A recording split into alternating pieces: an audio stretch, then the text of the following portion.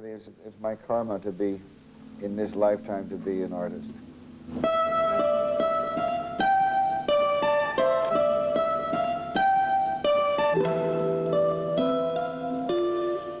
I developed, you know, some basic jazz skills. I would imagine you'd say that. One could say that when I was in the state of Washington in my college years, and I was hungry for more, so it was either move to LA or move to New York. I chose to go to New York, but what's interesting is that everything that all my jazz training prior to moving to New York needed to be thrown out the window when I got there because they weren't playing that way. At that particular time, which was the autumn of 1965, bebop, which is what I wanted to play, was not in favor so much as what was called free jazz. And also there was this strange phenomenon called the Beatles that had reared its head and was spreading into every area of culture, not just in pop music, but in every area of culture. There was a spirit of do your own thing, and it permeated every aspect of life.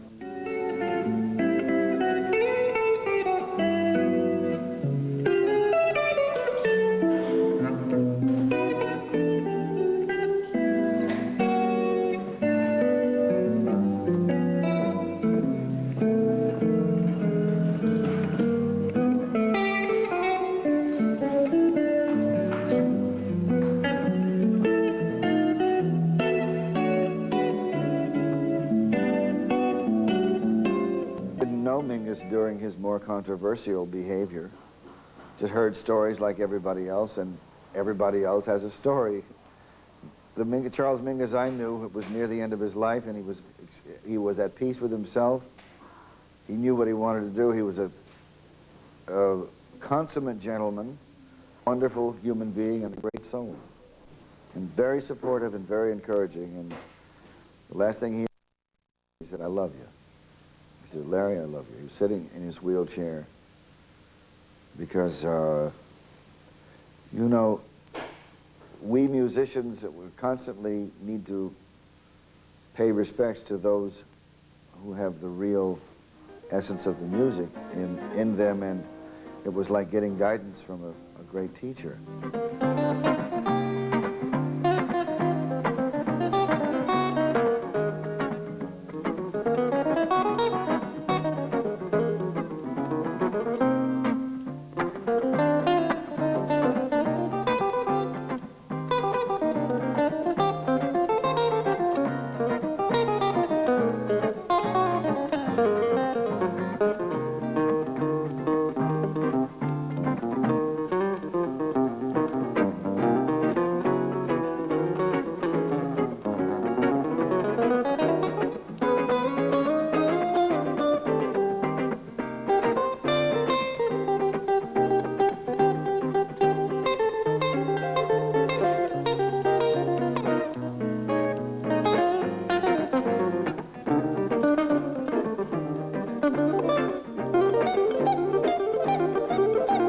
Technique in terms of playing fast, I've lost a lot of that, but I'm not concerned about it because I'm more interested in melodies anyway. I just had a long session with my original jazz teacher. He lives way out in the Pacific Northwest, and I go to him kind of like a disciple goes to see a mentor every few years. And, you know, I said, I want to change the way I play. And I said, okay, you're going to have to be prepared to not like what you're going to be taking a risk. But I said, what do I do? And he started talking to me about intervals and interval shapes. And it's great. You know, you got to have a coach. That's my, you know, you got to have a coach. I think we need that, you know, to the very end, because the true coach, you know, the coach with the correct spirit really wants the disciple to surpass him anyway. I'm extremely critical of myself. I don't think I'll ever reach a point, with rare exceptions, where I'll be able to say, well, this is, you know, unassailable, because I'm never really happy with what I do. I'm just trying to strive for progress. Music is actually ideally a form of perfection, but I think because I'm a common mortal, I can only try for progress.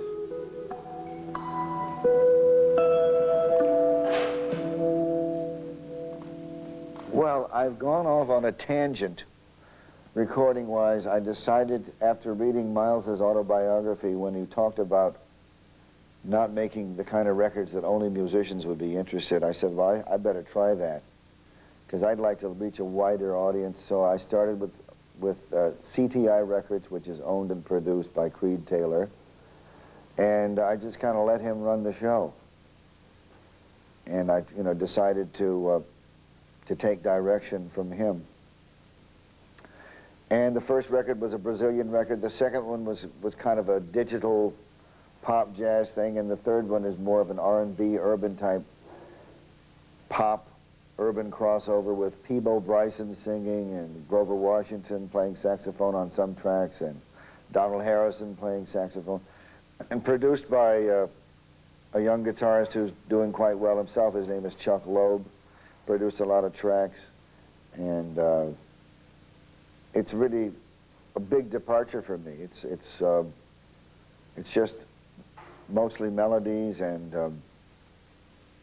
not a whole lot of bebop in there, none actually. But it's the whole target is to be able to reach a wider audience, so that I can, after a couple of strong, records, I can go in front of a larger audience and play anything I want.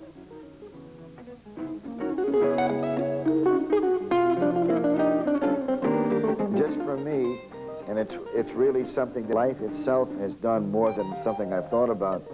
Learn the tradition, respect it, but advance it as well. At the end of my life, if I can look back and perhaps be able to see documentary proof that I've advanced the art form, then I think I will have achieved my mission.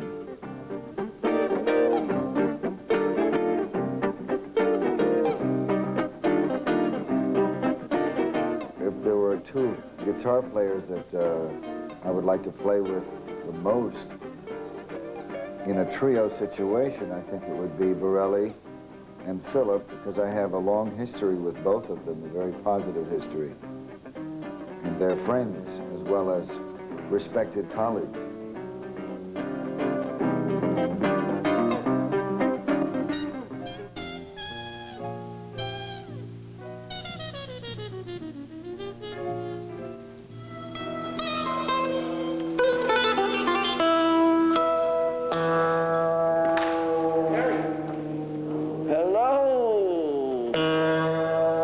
Excuse me. The maestro has just arrived. This is Bireli. Bireli, where you been? Hey, Bireli. Yeah, right? Where you been? I started when I was a kid. I was about 4 years old. My father taught me, a little bit. And, well, actually, everything went so fast, that I didn't have really time to realize. I was thrown out there, when I was about 12 or 13. So I started playing concerts, at that very young age. I didn't personally have that chance to grow up like a typical gypsy, because my parents, they moved into a house and they didn't really follow the tradition, than other gypsies would do. So, I hope I can learn a little bit more about it, So, but, from what I've seen, anyway, in any case, that's the tradition is still very strong, which is great. Because, all we ask about is music, and that's like our main thing. I played guitar from, let's say, 56, and it's only in 71 that I decided to only do music. Because before that, I was working with professional musicians while I was at school or college, and I was playing, I was already making tours. I mean, the first album I recorded was in 61, but I was still at school. So it's only after, I don't know how many years, 15 years, that when Jean-Luc Ponty asked me to join his group, but I said, well, maybe that's what I should do, and I didn't do anything else since.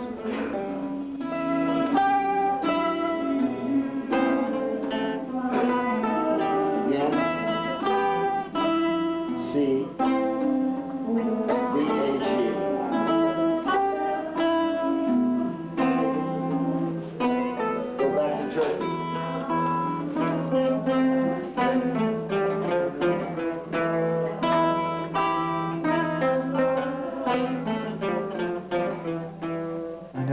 teacher. I never took lessons. I can't read music even now.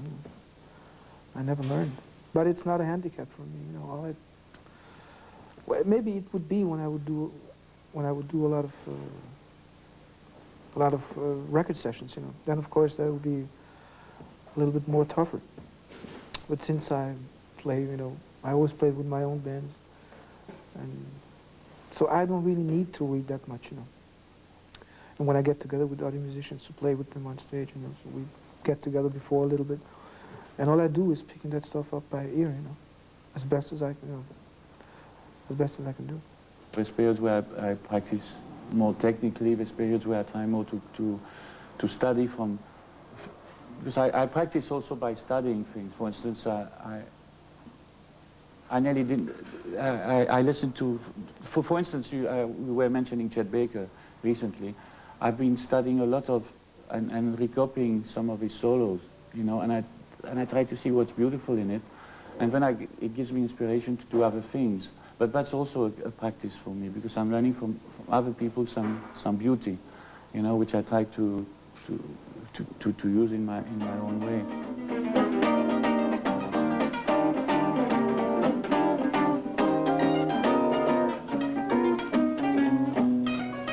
Twice as fast. Can you play that for us? Right on. The chord. On the cadence? Yeah. 1, 2, 3, 1, ready, go.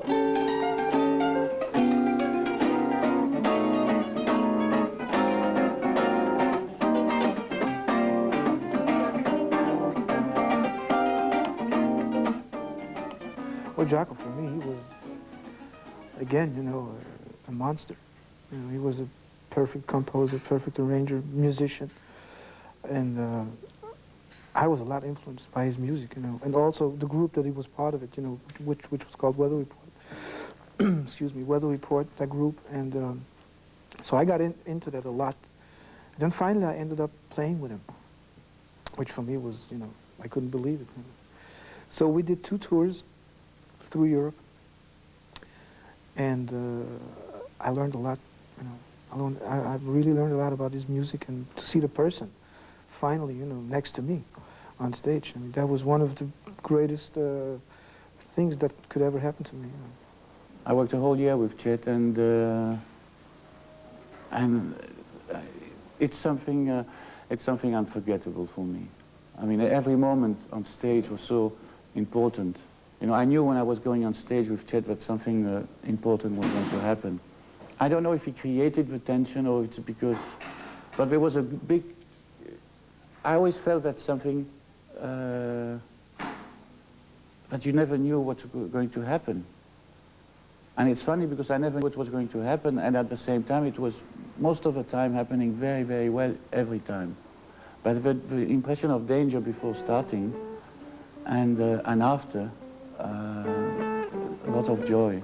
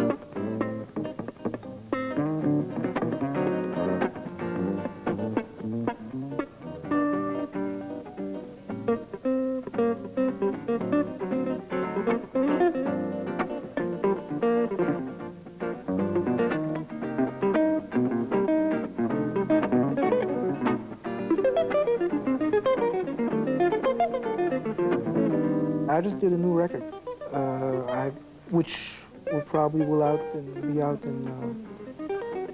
for the fall probably.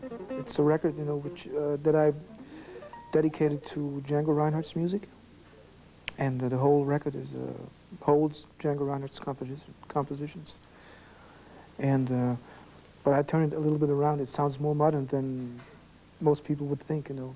I add some synthesizers in it, you know, very heavy drums, and the whole thing sounds a little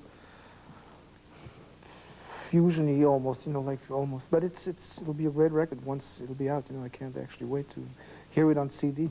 I got few different projects which I want to do, and I don't really know in which order, but I know one of them is a trio with a Belgian trumpet player, Bert Joris, and I'm going to make also one of these days soon. I'm working on it, a record with a little bit in the spirit of the record guitars I made 20 years ago, which I think I've been speaking about that with Toots Tielemans, with who we phone a lot on the phone, you know, and I go and see him often, and he always tells me to be myself.